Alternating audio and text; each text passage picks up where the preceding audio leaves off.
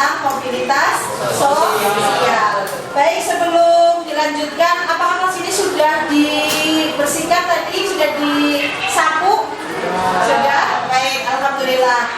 Terlebih dahulu akan saya cek kehadiran kalian di kelas 8 hari Sabtu ya. Aksan Nadia, Alin Karisma Ayu, Almira. Kenapa? Sakit. Anissa, Asifa, Cahaya, Chandra, Desti, Farah, Hazra sakit, Isfa,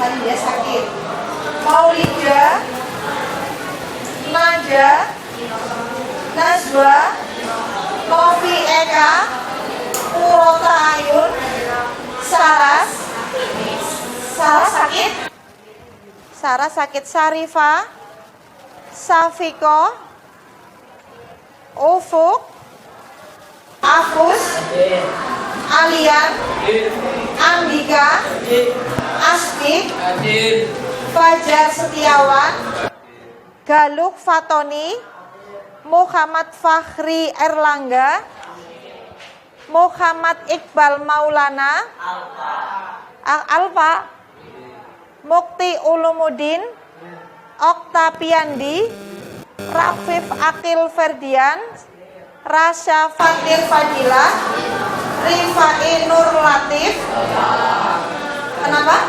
Alfa. Said Al-Mahali hadir, alhamdulillah. Berarti yang tidak berangkat ada berapa anak ini? Siapa? Sinzan. Oh, anak baru ya? Oh, gini, enggak apa-apa. Sinzan nama Muhammad Mukofia. Baik. Sudah saya absensi untuk anak-anak daripada hari ini. Kemudian berikutnya untuk materi yang kedua terkait dengan materi mobilitas sosial, nanti kita akan mempelajari tentang faktor pendorong dan faktor penghambat mobilitas sosial. Oleh karena itu, tujuan pembelajaran hari ini yang pertama adalah agar kalian mengetahui dan memahami faktor apa saja yang menjadi pendorong mobilitas sosial. Kemudian yang kedua adalah memahami dan mengerti faktor-faktor yang menghambat terjadinya mobilitas sosial. Baik, dalam hati kalian barangkali bertanya, kenapa sih mobilitas sosial harus ada? Atau apakah mobilitas sosial itu harus ada? Dan apakah mobilitas sosial itu harus bergerak secara cepat atau lambat? Begitu barangkali dalam hati kalian. Nah, memang setiap orang itu mengalami yang namanya mobilitas sosial. Setiap orang itu mengalami yang namanya mobilitas sosial. Hanya mobilitas sosial itu bergeraknya itu cepat atau lambat. Bergeraknya cepat atau lambat. Bisa jadi kembali kepada faktor individu, faktor struktural, dan faktor pendidikan juga berpengaruh kepada mobilitas sosial. Bisa dipahami? Baik.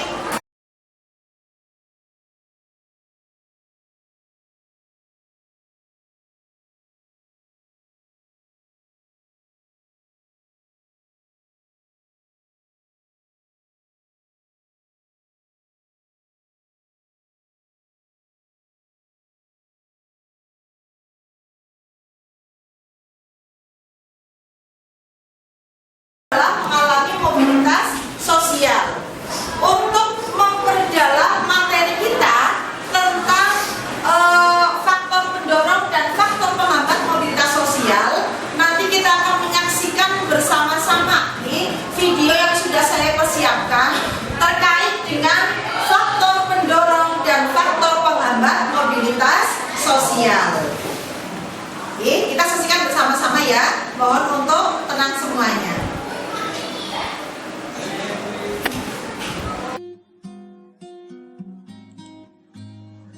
Assalamualaikum warahmatullahi wabarakatuh. Apa kabar Anda semua? Bapak doakan kalian semua dalam keadaan sehat walafiat sehingga masih bisa mengikuti pembelajaran dari IPS masih bersama Pak Guru Andri Paslah. Minggu kemarin kita membahas tentang mobilitas sosial. Ayo, siapa yang masih ingat apa itu mobilitas sosial? Ya, yang dimaksud dengan mobilitas sosial adalah perubahan posisi seseorang atau kelompok dari strata satu ke strata sosial lainnya.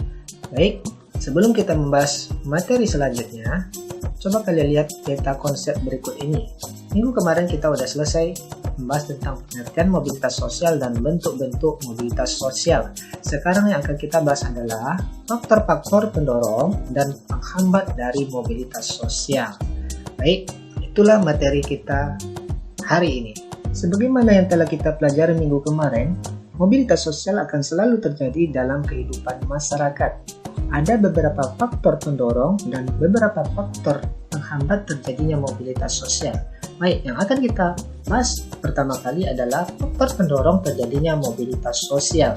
Faktor pendorong mobilitas sosial yang pertama adalah faktor struktural. Silakan kalian lihat gambar berikut ini. Kalian tentu mengenal semua presiden ini. Ya, mereka adalah Soekarno, Soeharto, B.J. Habibie, Abdurrahman Wahid, Megawati, SBY, dan Joko Widodo. Ketujuh tokoh Indonesia ini berhasil mencapai status sosial yang tinggi berkat sistem demokrasi yang berlaku dalam politik Indonesia.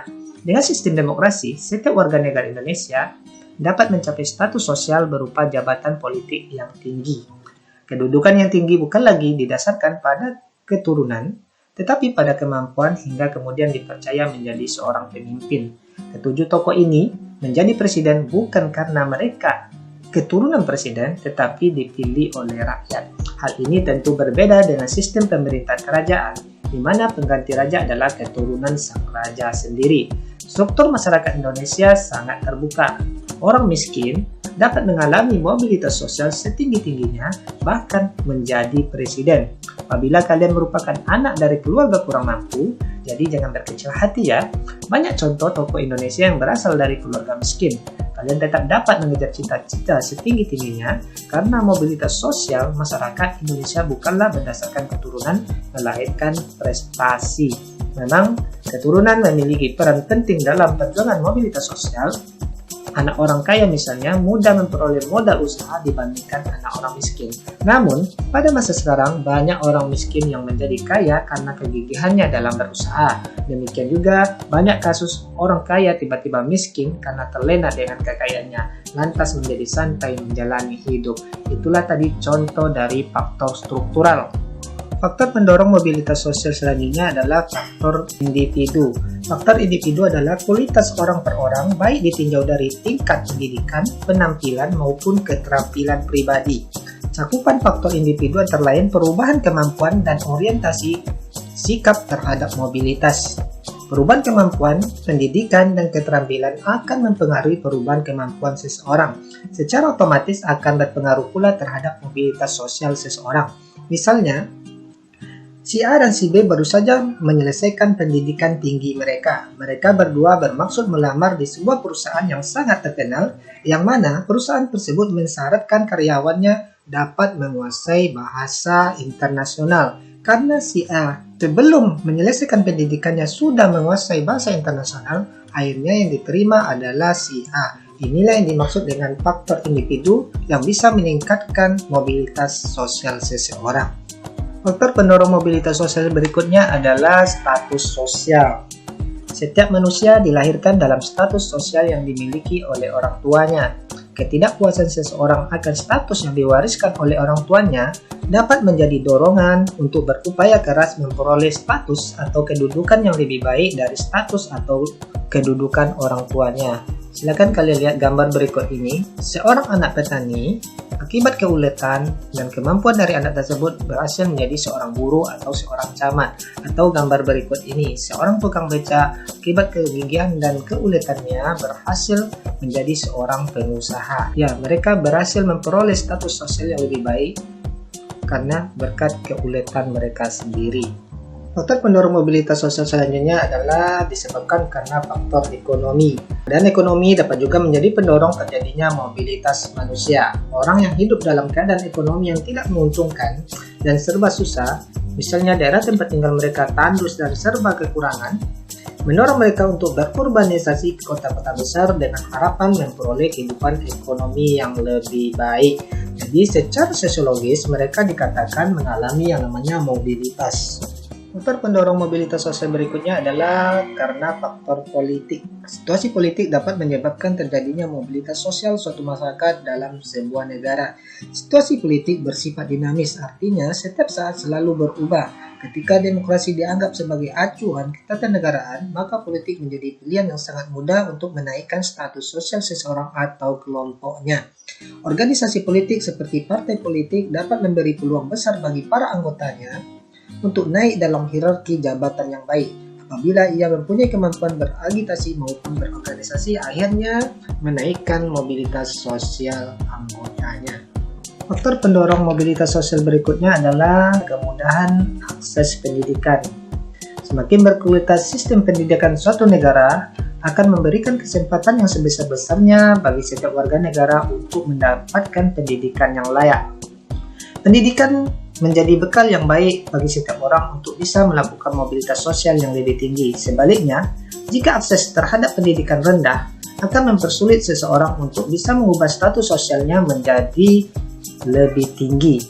Pada saat ini, pemerintah sudah berusaha memberikan fasilitas pendidikan yang layak bagi setiap warga negara, mulai dari tingkat sekolah dasar sampai ke tingkat perguruan tinggi. Selain itu, pemerintah juga memberikan beasiswa bagi siswa sekolah yang tidak mampu maupun untuk mahasiswa dalam menempuh pendidikan mereka. Diharapkan dengan pemberian beasiswa ini bisa meningkatkan mobilitas bagi setiap warga negara Indonesia.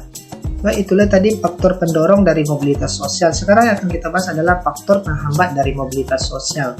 Adapun faktor penghambat mobilitas sosial yang pertama adalah adanya diskriminasi. Dan maksud dengan diskriminasi adalah perbedaan perlakuan karena alasan perbedaan bangsa, suku, ras, agama, dan golongan. Sebagai contoh, pada masa penjajahan, terjadi diskriminasi pemerintah Hindia Belanda terhadap masyarakat keturunan Eropa dan masyarakat pribumi dalam memperoleh pendidikan. Masyarakat pribumi disediakan sekolah yang kualitasnya berbeda dengan sekolah-sekolah untuk orang-orang Eropa. Hal ini tentu mempersulit mobilitas sosial rakyat Indonesia. Selanjutnya, faktor penghambat yang kedua adalah adanya perbedaan ras dan agama. Mobilitas sosial dapat terhambat karena faktor ras dan agama. Salah satu contohnya adalah perbedaan tingkat ras yang pernah terjadi di Afrika Selatan. Ras berkulit putih berkuasa dan tidak memberi kesempatan kepada ras berkulit hitam. Namun setelah politik apartheid berakhir, Nelson Mandela dari kalangan kulit hitam menjadi presiden Afrika Selatan. Selanjutnya ada juga sistem kasta di India. Sistem tersebut tidak memungkinkan seseorang yang berasal dari kasta rendah dapat naik ke kasta yang lebih tinggi. Faktor penghambat mobilitas sosial berikutnya adalah perbedaan jenis kelamin. Perbedaan jenis kelamin berpengaruh terhadap prestasi, kekuasaan, status sosial, dan kesempatan-kesempatan untuk maju. Pria dipandang lebih tinggi derajatnya dan cenderung menjadi lebih mudah mengalami gerak sosial daripada wanita. Sebagai contoh, wanita yang hidup di desa merasa bahwa perannya hanya sebagai ibu rumah tangga. Hal itu dipengaruhi oleh pandangan umum pada masyarakat tersebut sehingga menghambat mobilitas sosial wanita-wanita yang ada di pedesaan. Demikianlah tadi faktor pendorong serta faktor penghambat dari mobilitas sosial. Selanjutnya, ada tugas daring kalian terkhusus untuk kelas 8 MTSN 9 K4 adalah yang pertama, buatlah 2 contoh kasus faktor pendorong mobilitas sosial. Itu tadi sedikit petikan tentang video tentang faktor pendorong dan penghambat mobilitas sosial. Oke. Ada berapa faktor pendorongnya? Yang pertama itu ada faktor struktural. Kemudian yang kedua ada faktor individu. Kemudian yang ketiga ada faktor sosial. Yang keempat ada faktor ekonomi, faktor politik, dan kemudahan dalam akses pendidikan. Dari beberapa faktor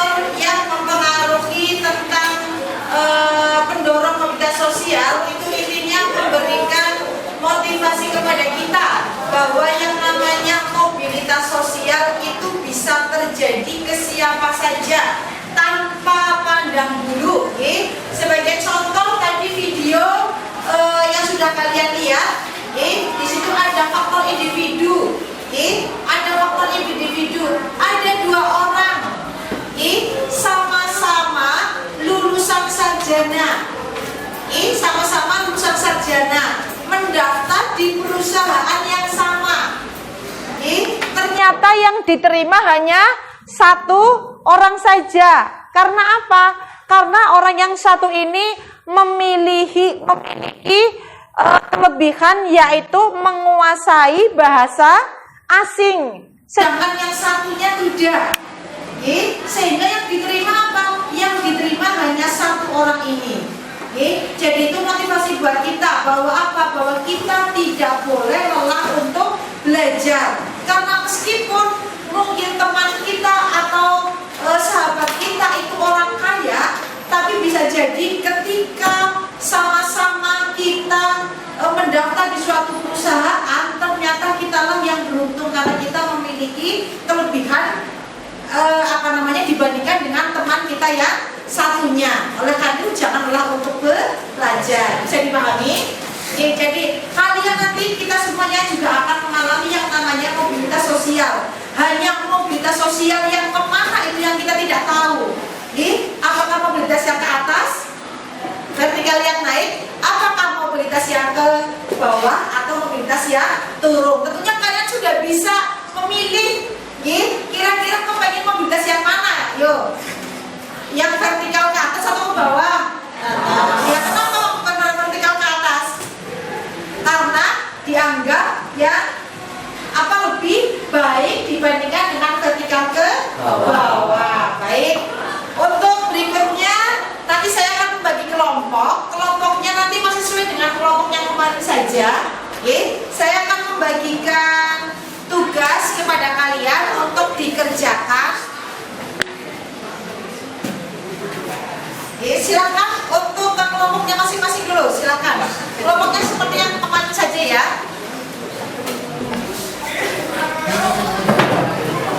Ya, kelompoknya masing-masing. Kelompok 1 kemarin mana kelompok 1? Kelompok 1.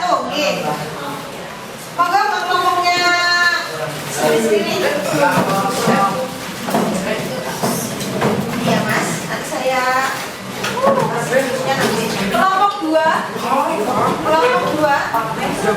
Kelompok 3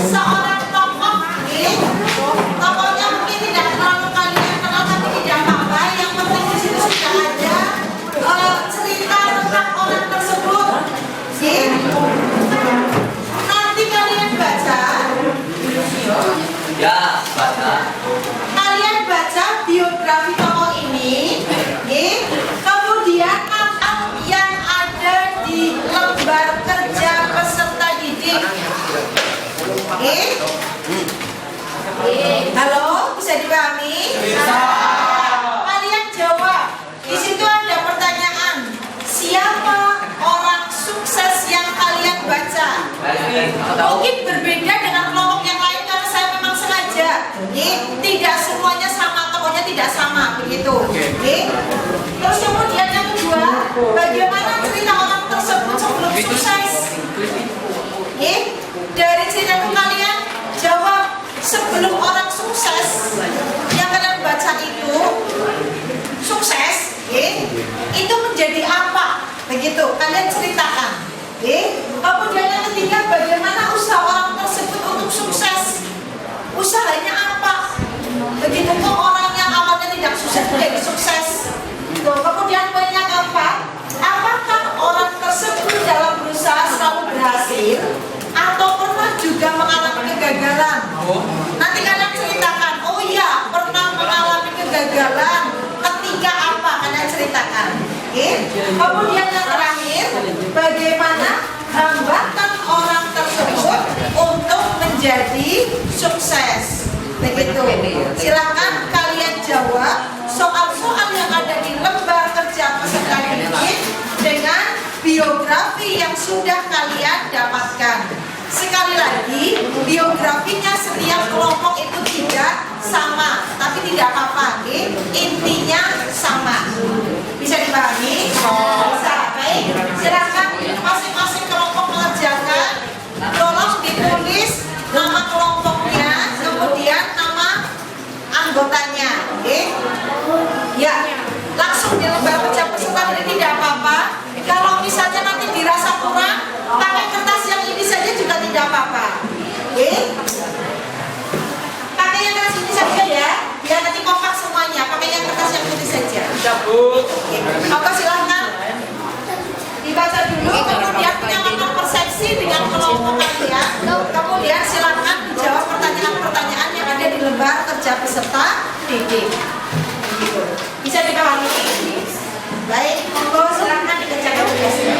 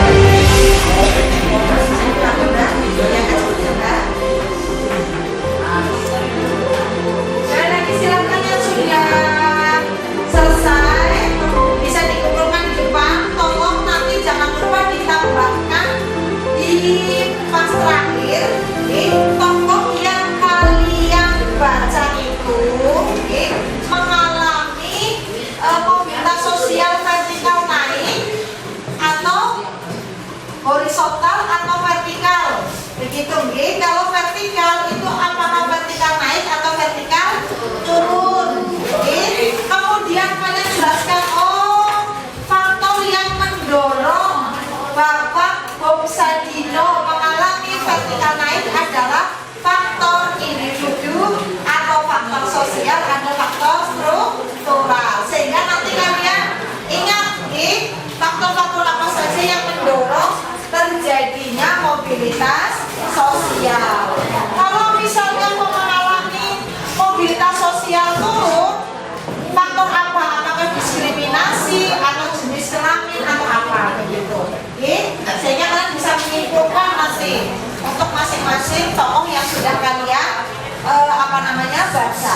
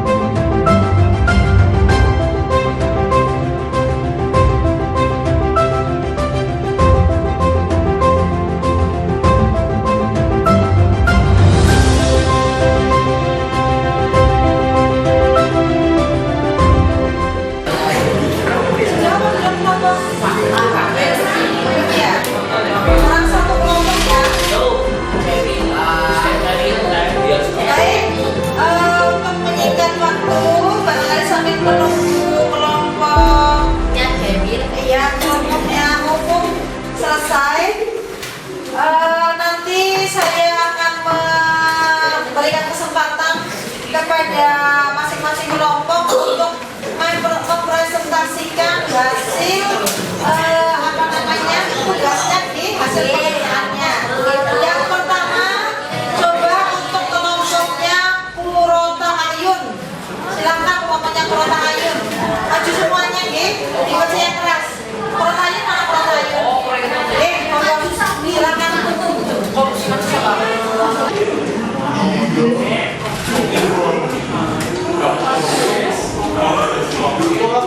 Siapa kok sendiri ya? Silakan Pak.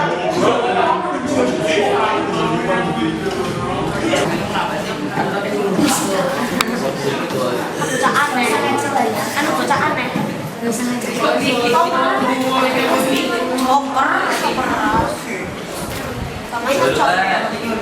Oh iya. Assalamualaikum warahmatullahi wabarakatuh. Waalaikumsalam warahmatullahi wabarakatuh.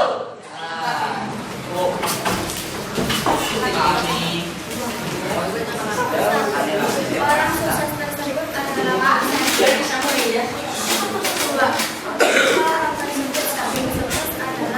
dia menjadi supir taksi gelap dengan mobil Mercedes yang ia peroleh dari bekerja di luar negeri. Setelah mengalami sebuah kecelakaan yang berat, jadi maksud yang bekerja menjadi tukang baju dengan gaji 100 rupiah. Jadi sempat mengalami depresi. Pekerjaan enggak. Usaha orang tersebut adalah dengan modal ayam pemberian temannya itu akhirnya berjadilah menjadi peternak ayam tua. Iya.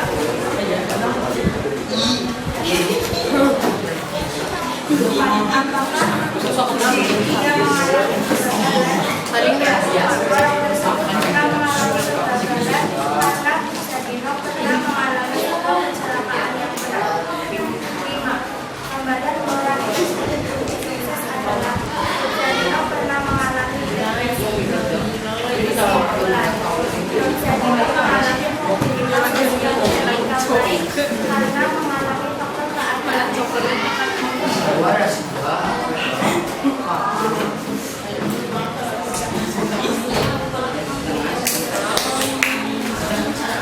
Kemudian presentasi dari kelompok kami.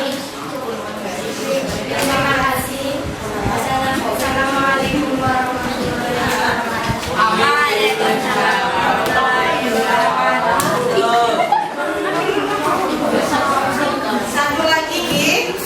Satu lagi yang tadi terus itu dia Stuti. Namanya siapa? Asmik. Satu lagi.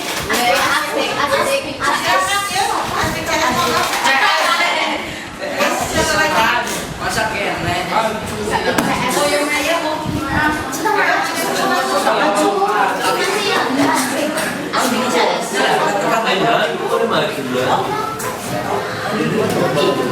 Aspek CS.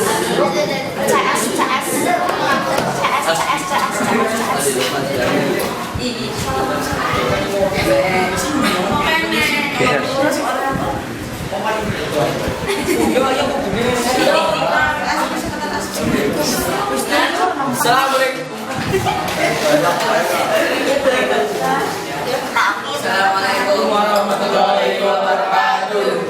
Waalaikumsalam warahmatullahi wabarakatuh. Kami dari kelompok 1 akan mempresentasikan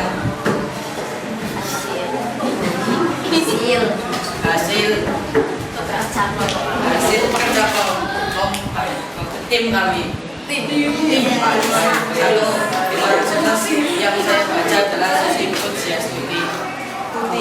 Sekian yang di keluarga yang berkecukupan yang sempat drop out ketika kampus SMA musim Input Siastuti lahir Banten pada 15 Januari 1980. Dia mengawali karirnya menjadi pengepul ikan di tahun 1983. Modal yang ia peroleh dari hasil menjual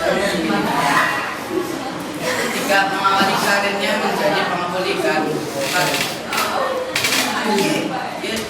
Dia studi pun selalu berusaha hingga menjadi sukses. Dengan memutuskan untuk meminjam uang senilai 20 miliar dan menggunakan uang tersebut untuk membeli pesawat Cessna Caravan dan mendirikan perusahaan transportasi darat. Kesimpulan, Susi Pujastuti mengalami mobilitas horizontal dan vertikal naik.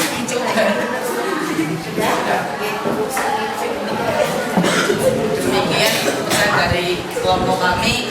Assalamualaikum warahmatullahi wabarakatuh. Waalaikumsalam warahmatullahi wabarakatuh. Halo Mas Tei. Dari Banding.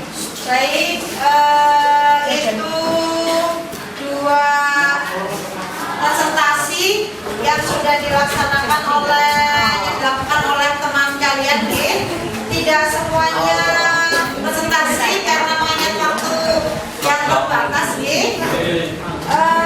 silakan kalian buka buku kalian dulu, buku UKM kalian halaman 88 terkait dengan materi yang sudah kita pelajari, yaitu tentang faktor pendorong dan faktor penghambat mobilitas sosial. Sebelum saya ambil, barangkali ada pertanyaan dulu dari kalian, silakan. Ada pertanyaan dari kalian, monggo, silakan.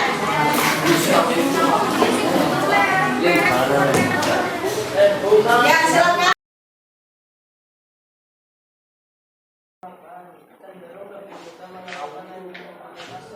Ya, pertanyaan dari Mas Okta,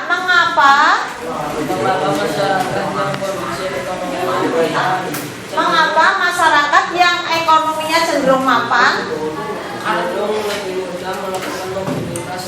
cenderung lebih mudah melakukan mobilitas sosial? Ada yang mau menjawab di antara kalian? Oh iya, Mbak siapa namanya? Oh iya, silakan Cahaya Ainun. Karena kondisi ekonomi yang baik cenderung mudah melakukan mobilitas ekonomi. Ya, karena kondisi ekonomi yang baik akan memudahkan seseorang untuk meningkatkan mobilitas ekonomi. Baik, barangkali dari materi yang tadi kalian sudah baca, dari biografi yang sudah kalian baca, kalian bisa menyimpulkan bahwa seseorang yang sudah pernah gagal sekalipun itu dengan usahanya, baik usaha secara struktural, secara individu, secara ekonomi, orang itu bisa meningkatkan status sosialnya. Jadi kita tidak boleh kemudian mengecilkan hati kita, lah nyong wong melarat ya berarti saya tidak bisa meningkatkan mobilitas sosial saya. Tidak. Dengan usaha kita, baik dengan usaha individu maupun dengan usaha dengan teman kita, ternyata kita bisa meningkatkan status sosial kita. Begitu ya, bisa dipahami? Baik, kemudian kesimpulan pelajaran kita hari ini. Kira-kira apa ini kesimpulannya? Yo, Mbak siapa bisa menyimpulkan pelajaran kita hari ini? Yang keras, Mbak?